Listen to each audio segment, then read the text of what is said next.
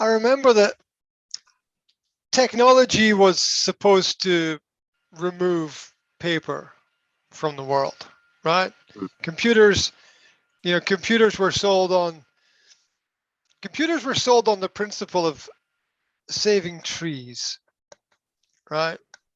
Mm. Hey, use this computer. You will never have to use paper again. You will never have to use a pen again. You will never have to write something down. You will never have to worry about destroying the environment and chopping down the rainforest. And it's all good for society. And you know what? It was all a lie. All of it. It was Mm. all a lie. Computers never reduced the amount of paper.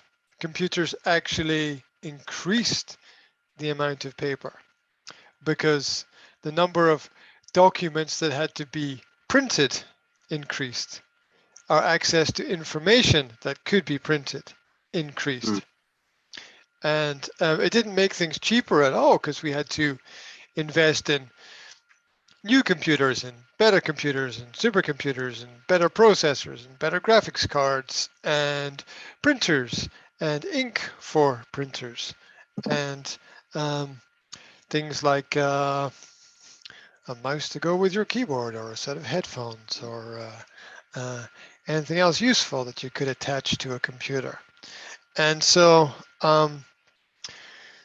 we were sold technology on the idea that technology would save the world, and it didn't, because every time we are told that if we do something it will save the world, it doesn't. It doesn't. It's just a piece of marketing propaganda, really. Yeah, you can argue that over maybe over a longer period of time it is possible to do something, but something always leads to something else. Business has to generate more business. That's the nature of business, right? It has to generate more business, which means more work, which means more input of energy, which means more output of energy, which means more needs for energy, which means more resources being used up, and it's a terrible argument because the baseline of the argument is that the use of resources is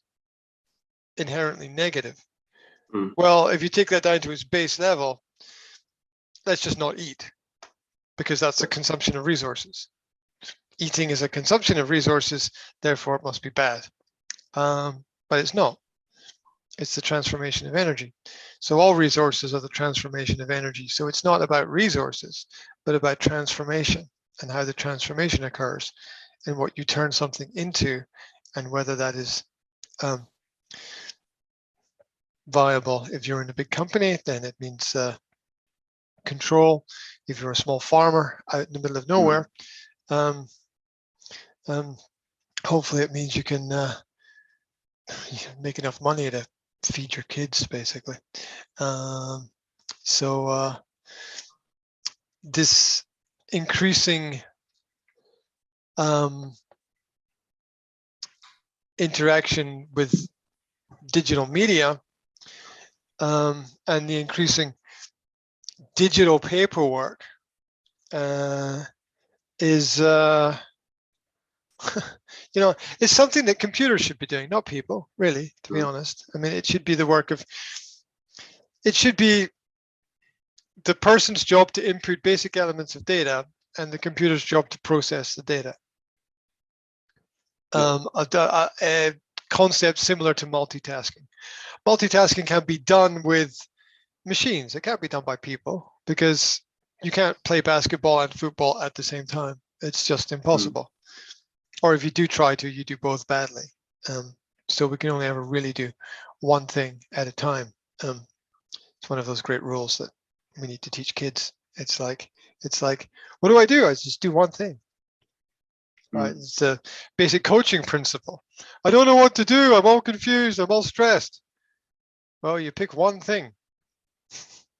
That's it. You just pick one thing, and you decide what that one thing is, and you do that, and that's it. And you can't do more than that, right? You can't be in two different places at the same time, realistically. Also, technology allows us some spread of differences where if you record an audio, for example, people can play that audio at different times in different places. So it does give you a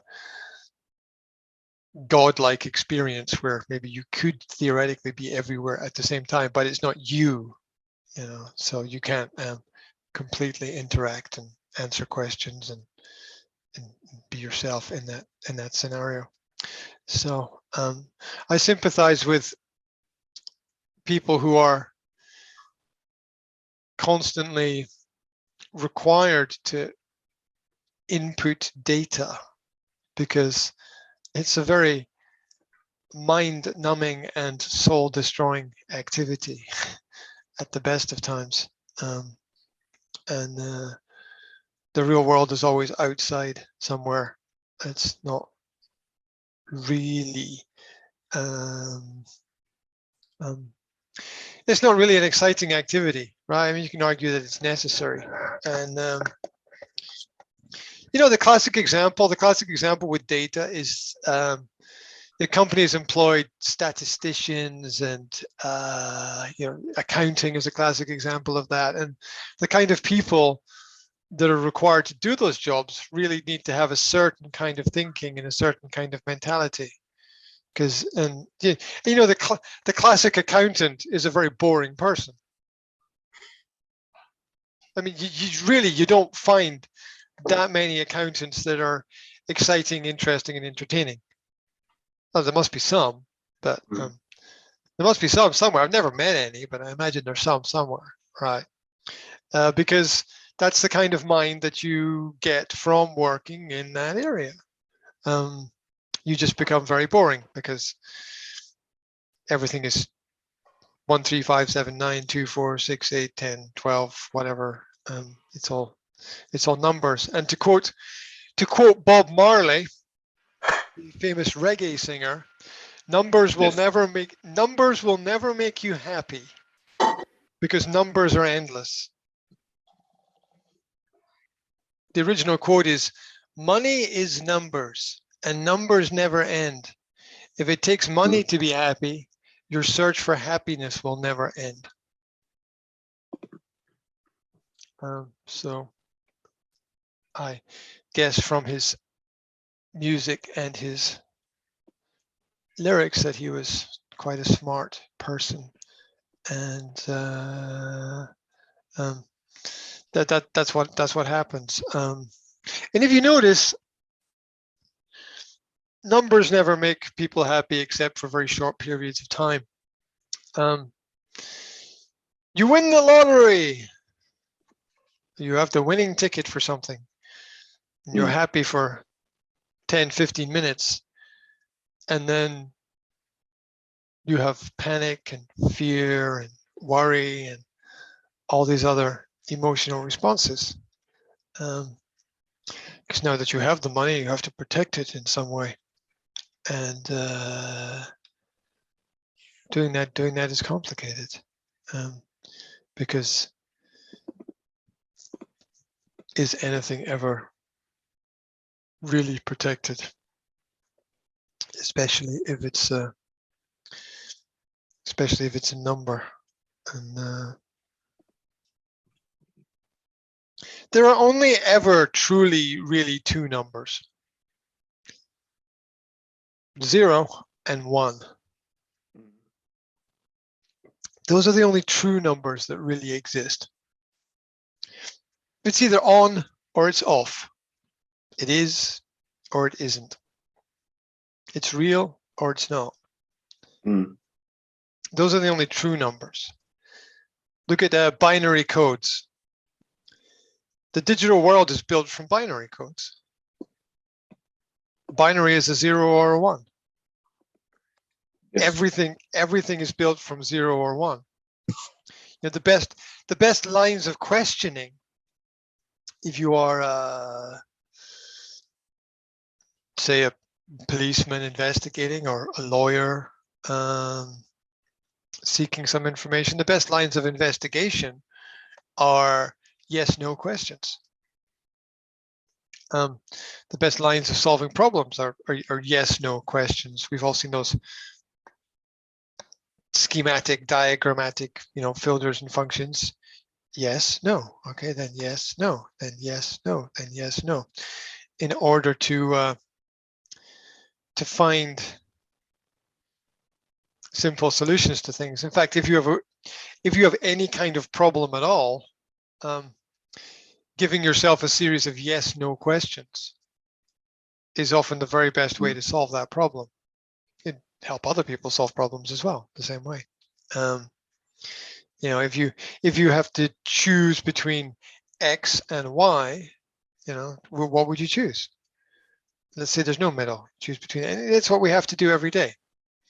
People don't drink tea and coffee at the same time. They don't walk through two doors at the same time. Oh, don't think so. Can't drive two cars at the same time. You can't, or it's very complicated, sort of technically. You can't really work in two businesses at exactly the same time. You can have two businesses, but you set aside different times to work on them. You separate and compartmentalize and organize to solve those ideas. So the key element in understanding numbers is binary processes, which is a simple yes or no, which helps us define happiness. Confusion, which leads to stress and sometimes conflict, comes from situations that are not clearly yes or no. Let's take the classic example of personal relationships. Are you happy in your relationship? If you're not sure, well, this is a terrible place to be, right? It's worry and fear and anxiety if you're not sure. There'll be periods of time when you drift in your ideas and your emotional state, but in order to be happy, you have to be certain. That's why people should get married. Always said that.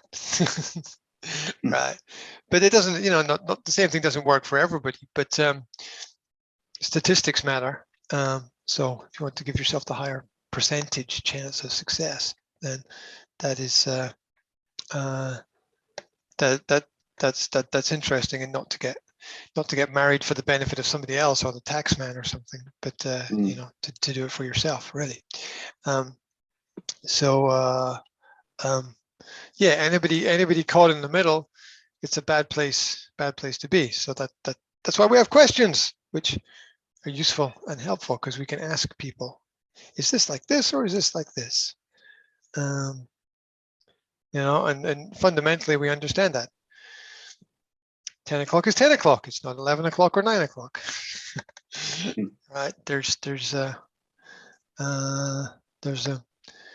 binary understanding of everything. There's also a philosophical understanding of everything, which breaks the binary principle. The binary will be a yes or no principle. The philosophical understanding would be a maybe, which is in general unhelpful. Yeah, because if somebody says, maybe I will do it, maybe I will be there, maybe I will see you, maybe I will be at the meeting, maybe I will buy it, maybe I will go to the shops, maybe I will get up, maybe I will, whatever. It doesn't really, I mean, we're entitled to do what we want to do, I think, but a life of maybe is a very complex philosophical journey, and it's too much for most people to actually process and handle, because living with uncertainty is difficult for a lot of people, and living with uncertainty is also not being in control of what you need to be in control of, which is yourself. If we don't live in control of ourselves and that level of certainty, we end up living life like a like a football fan watching a game of football. Yeah. It's fun, but you have no control. You have no control over your reaction. You have no control over the game. You have no control over your emotional state, and everything is subject to other people's actions, which could be absolutely anything at all. And over long periods of time, it doesn't work so well. People need to transform and grow and develop and change, and so the things around about us need to change as well. So as I said at the beginning, I sympathize with people who have to work with all the figures and all the information and complete boxes and forms and send emails, and being happy is something else, right? It's like, if you can tick all of these boxes, you're happy. Not really. You tick all the boxes and be dead, you know? I mean, it doesn't work like that. It doesn't work like that. So I like that Bob Marley quote about money and numbers. Numbers never end. So,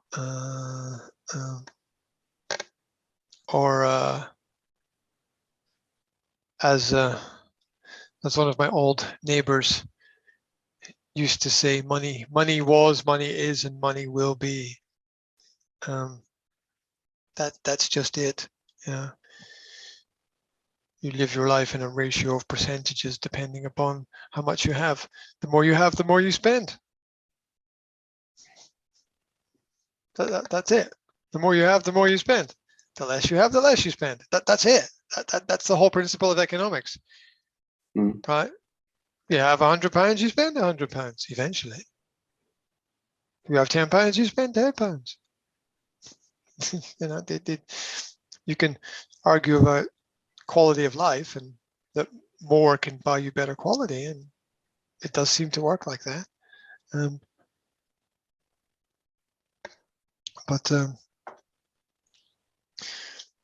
yeah, at the same time as luxuries matter, they're